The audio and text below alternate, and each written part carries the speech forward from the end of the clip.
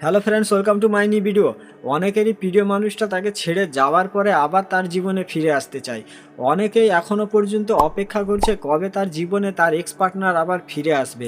তো কারোর প্রিয় মানুষটা তাকে ছেড়ে যাবার পরে আবার তার জীবনে কেন ফিরে আসে, তার ফিরে আসার কারণ কি?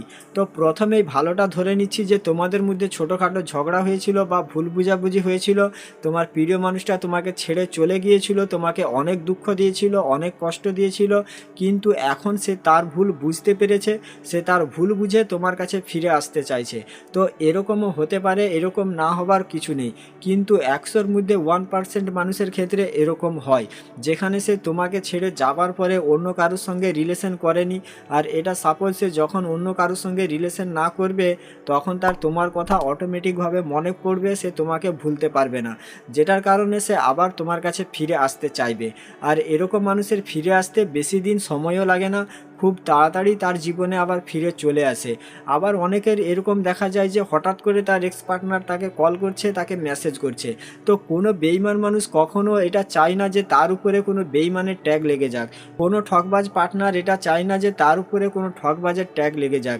সে এটার জন্য কল করে, মেসেজ করে, সে নিজেকে ভালো দেখাতে চায়, সে এটা প্রমাণ করতে চায় যে আমি তোমার সঙ্গে যেটা করেছি, আমি তোমার সঙ্গে কোনো খারাপ ব্যবহার করিনি, আমি তোমার সঙ্গে কোনো খারাপ কাজ করিনি। নিজেকে ভালো দেখানোর জন্য সে কল করে, মেসেজ করে। দ্বিতীয় পয়েন্ট, সে তোমাকে ছেড়ে যাবার পরে আরও 10 জনের সঙ্গে রিলেশন করেছে, আরও 2-4 জনের সঙ্গে রিলেশন করেছে, আরও 10টা স্বাদ টেস্ট করেছে। সব জায়গায় স্বাদ টেস্ট করার পরে যখন সে এটা ভাবলো যে আমার জন্য ওই ছেলেটাই পারফেক্ট ছিল, আমার জন্য ওই মেয়েটাই পারফেক্ট ছিল, তখন সে আবার তোমার জীবনে ফিরে আসতে চাইবে। কারণ তাদের কাছে সে যে অবহেলা পেয়েছে, তাদের কাছে সেরকম ভাও পায়নি। তুমি যে তাকে মহারানী করে রেখেছিলে, তুমি যে তাকে ভাওটা দিয়েছিলে, সে তাদের কাছ থেকে সেরকম কিছু পাওনি, যেটার কারণে সে আবার তোমার জীবনে ফিরে আসতে চায়। তোমার কাছে এসে আবার সে নিজেকে মহারানী মনে করবে, আবার মহারাজা মনে করবে। এটার কারণে সে আবার তোমার জীবনে ফিরে আসতে চায়। এরকম মানুষকে জীবনে চান্স দেবে কি চান্স দেবে না, এটা পরে বলছি, তো ভিডিও শেষ পর্যন্ত দেখবে।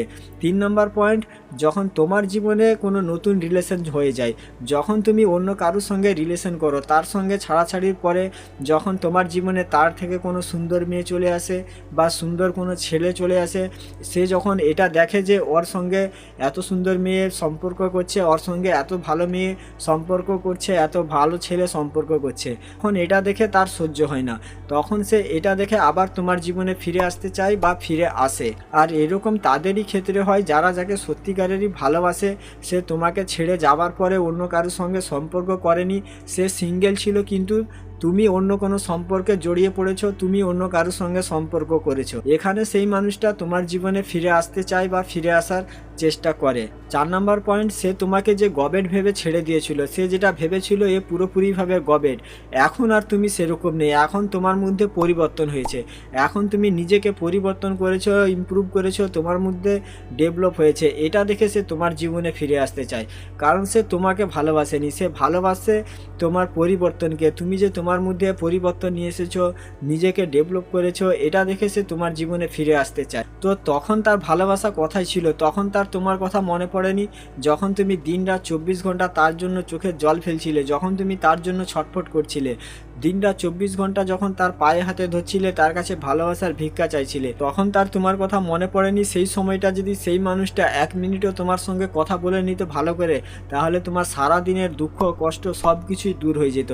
কিন্তু তখন সে তোমার সঙ্গে কথা বলতে আসেনি। যখন তুমি রাতে কেঁদে কেঁদে বালিশ ভিজাচ্ছিলে, তখন তার ভালোবাসা জাগেনি। তোমার কান্না, তার কাছে সময় চাওয়া, তার কাছে ভালোবাসার ভিক্ষা চাওয়া, এগুলো সব কিছুই তার কাছে নাটক বলে মনে হচ্ছিল।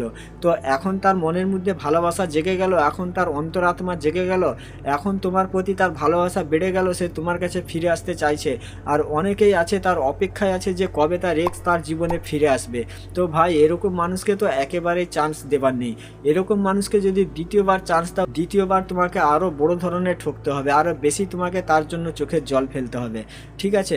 কারণ ভেবে দেখো, তুমি যখন তার জন্য কষ্ট পাচ্ছিলে, তুমি যখন তার জন্য ছটফট করছিলে, তখন তো সে তোমার কথা মনে করেনি, তখন তো সে তোমার কাছে ফিরে আসতে চায়নি, তখন তো সে ভাবেনি যে আমি ওর সঙ্গে একটু কথা বলি, তখন তো এটা সে মনে করেনি ওর আমার জন্য অনেক দুঃখ হচ্ছে, কষ্ট হচ্ছে, আমি একটু আর পাশে দাঁড়াই, তখন তো তার মনে ভালোবাসা জেগে উঠেনি।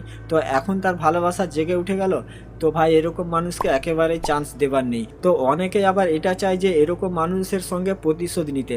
তো যদি প্রতিশোধ নিতে চাও তো ছোটোখাটো একটা প্রতিশোধ নিয়ে নিতে পারো। যখনই সে ফোন করবে, মেসেজ করবে, তাকে দেখা করার জন্য বলো, দেখা করতে ডাকো। এক জায়গায় তাকে দেখা করতে ডেকে এক জায়গায় তাকে 4-5 ঘন্টা অপেক্ষা করাও, 4-5 ঘন্টা দাঁড়ি করে রেখে দাও। তাকে ফোন করে বলো তুমি ওখানে দাঁড়াও, আমি তোমার সঙ্গে দেখা করতে যাচ্ছি। এবারে সে যখন দাঁড়িয়ে থাকবে 2-3 ঘন্টা তার মাথা গোল গোল করে ঘোরাতে থাকো। তুমি তার কাছে যাবে না, ঠিক আছে? তার মাথা ঘোরাতে থাকো যে এখনই যাচ্ছি, এখনই যাচ্ছি, আর 10 মিনিট 5 মিনিট, এরকমভাবে তার মাথা গোল করে দাও।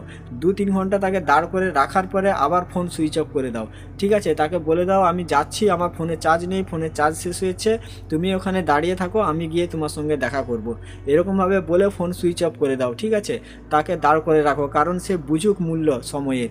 সে যে তোমাকে সময় দেয়নি, যখন তুমি 1 মিনিটের জন্য তার কাছে পায়ে হাতে ধরছিলে, তার জন্য ছটফট করছিলে, এটার মূল্য সে বুঝুক যে সময়ের দাম কতটা। তো কেউ যদি প্রতিশোধ নিতে চাও তো এরকম ছোটোভাবে একটা প্রতিশোধ নিতে পারো। এরপরেও যারা এটা ভাবছো যে আমার জীবনে আমার এক্স ফিরে আসবে কি ফিরে আসবে না, তো এখানে এই ভিডিওটা যে দেখে নিতে পারো যে তোমার এক্স পার্টনার তোমার জীবনে ফিরে আসবে কি আসবে না, আর যদিও ফিরে আসে তো কতদিন পরে ফিরে আসবে। আর এরকম মানুষকে জীবনে ফিরিয়ে নেবার আগে একটা কথা মনে রাখবে, जब तुम उसके लिए रो रहे थे तब वो किसी और के साथ सो रहे थे।